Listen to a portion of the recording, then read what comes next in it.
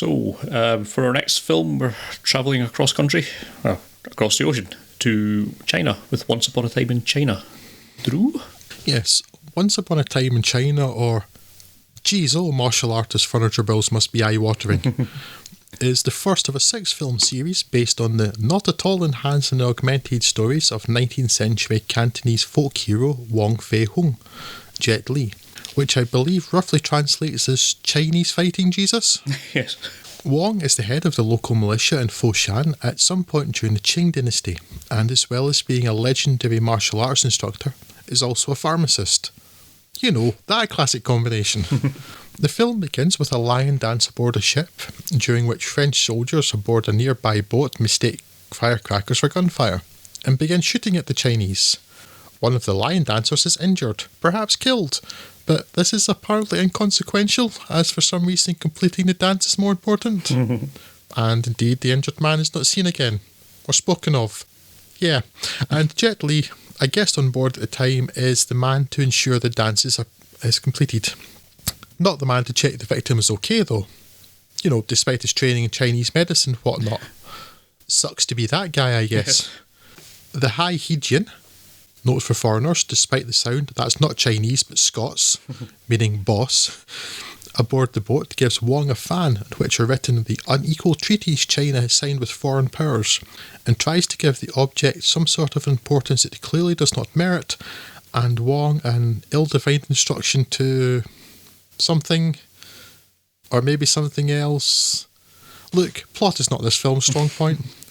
There's a triad gang involved in labour and sex slavery shipping Chinese to the USA who develop a beef with Wong, and the wandering martial arts master who develops a beef with Wong, and corrupt Westerners who develop... Look, I think you get the point. And all of these beefs... Beefs? It's a beef festival. All of these beefs stroke beeves. It should be beeves. Why is it not beeves?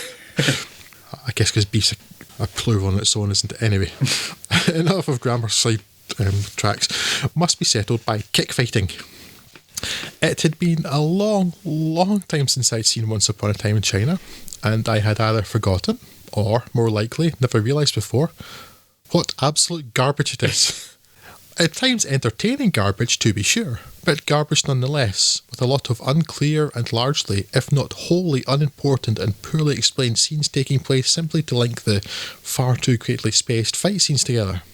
And it wastes no time in being confusing, dumb or inconsequential, with the French soldiers in the opening scene realising their mistake within about a minute, ceasing fire and going back to whatever they were idly doing before, with no apparent consequence, especially since Master Wong took care of the really important thing, finishing the line dance. While many Western films have been criticised, and rightly, for inaccurate and anachronistic depictions of other cultures, that very much goes both ways. While I can't speak to the veracity of the Chinese dress and buildings, I know that British soldiers in the mid to late 19th century were unlikely to look like Beau Geste with a palette swap. And dressing the Americans to look like they could have been palling around with Thomas Jefferson and George Washington was an odd choice, to be sure. Early on in the film, Jet Li seems inordinately miffed at the official's fan being burned, as if it somehow is anything more than the equivalent of the napkin he wrote some notes on. The fan and the official are, however, never spoken of or seen again, so maybe they didn't really matter. And then there's the needlessly belligerent Master Yim, who exists in the story simply to give Master Wong someone to fight at the end.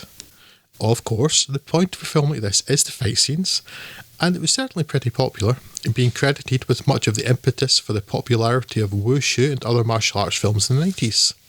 Some of the fights are entertaining and well choreographed, but it's hard for me to care about anything when almost everyone who isn't Jet Li is either a pantomime-level villain or a buffoon. Indeed, any scene not featuring Jet Li, and there are far too many of those, is barely worth watching. And barely watchable. Especially the slapstick comedy. Once Upon a Time in China is a reasonably entertaining if confusing martial arts film, but it pales in comparison to the far superior and far more entertaining Fong Sayuk series. So watch those instead. Yeah, for a while I've thought about trying to get a Wuxia episode together, but what are you going to say about almost all these films apart from I like the fighting? I mean, look, I still really enjoyed watching Once Upon a Time in China. I've not seen it in years. I've still quite enjoyed it this time round. It's Jet Li is just a tremendous artist in the way he can punch Yes. people, and that is really, really enjoyable. The rest of it, yeah, it isn't great. I mean, it didn't bother me as a genre fan, but now we get back into the whole genre cinema discussions, because we throughout all the time we've spoken about films have given horror films a hard time, mainly for being rubbish, in the way that I think a fan of the horror genre would not do it, because they can accept the various tropes and the conveniences and shortcuts that it takes as part of it being in that genre. And if I'm going to be entirely fair, we should apply exactly the same logic to this film, in which case it is pretty bad. All of the ADR works awful. It is hugely confusing. As you say, that character only is parachuted in halfway through the film, more than halfway through the film, I think, purely to give Jet Li someone to fight, because they've already beaten up the previous main villain, 3 times by that point, and he no longer is a serious threat. It's confusingly structured. I might give the fan some sort of pass as being symbolic of Chinese national pride or something, but it's not really setting any of that up. It is just a fan. Yeah, there's a whole lot you could really pick apart in this film that makes it not a good film in any kind of traditional sense. And if you don't have an appreciation or a kind of pre-existing respect for that wuxia genre stuff, then you might not get as much out of this. Certainly you wouldn't get anything like as much out of this as you would coming to this kind of genre from an outsider, as some of the more recent stuff like Crouching Dragon, Hidden Tiger.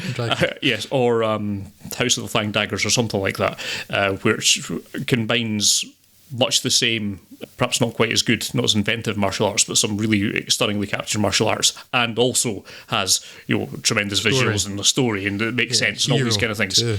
Yes, exactly.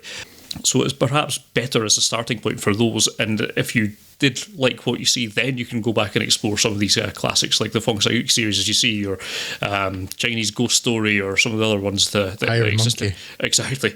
Iron Monkey's amazing. Yeah. So yeah, I love all these martial arts films, but if I'm being brutally fair, we do have to recognise the weaknesses that they have, and perhaps that's you could argue they're perhaps a bit more prevalent in Once Upon a Time in China than certainly my memory of some of these other films are. Regardless, I still loved it, but yeah, perhaps I shouldn't at the end of the day. I couldn't get over the other stuff, and because I do apply this, I don't buy into genre cinema as an excuse for just bad stuff. Yeah. But for me, it's more frustrating than anything else, because I want to enjoy the fight scenes. Yeah. I don't find any of the fight scenes in this film enormously memorable. Whereas I can close my eyes and picture, it's not even so much a fight scene, but just like amazing scenes in one of the, I don't recall whether it's the first or second Fong Sai-Uk, but they're basically balancing on towers of little stools. Yes. And it's just incredible stuff. Yeah. Whereas I don't find anything in Once Upon a China quite so memorable. Yeah. And you mentioned the ADR. I think that's, you just watched one of the dubs. It's because it was shot in Cantonese but dubbed into Mandarin. I think maybe you saw the Mandarin version, which is what I saw, because I couldn't find anywhere. All the English actors, they've been... Oh yeah, dubbed. they're terrible too. Yeah, that's mainly... I mean, that's obviously the most obvious for me, because I can tell how that's supposed to sound, and it doesn't sound like that. That ADR's not great. Yeah, no, it's all pretty bad, but I couldn't... Cause I was trying to find... I couldn't even find my original DVD, because I was hoping it might have had both tracks on it. Mm-hmm. I was looking everywhere, because I hate dubs, and just the fact that I was like, I could say, like, okay, they're not speaking the same language there. This is the Mandarin dub on top of the Cantonese spoken original. Yeah, I would like to see the Cantonese one, please. And I couldn't find it anywhere. Then I did source eventually a dub. I thought, oh no, wait, this is an English dub. This is all sorts of worse. Yes, it's frustrating. It's quite common with films, particularly of that period, I think, to be, even if they were Hong Kong shot, to be, well, I mean, understandable for like the mainland Chinese audience that they would be dubbed in Mandarin. Mm-hmm. But frustratingly, that's quite often the only version you can get here. rather than the original language. But given I didn't care about anything that was happening anyway, that ended up being a minor film. I was like, I hate everything happening. Stop it. Yeah, I had been looking forward to going back to this, but there are just many better examples of the genre. And again, I want to give another shout out to Iron Monkey, and in fact, I would encourage the English dub this time, while clearly being awful.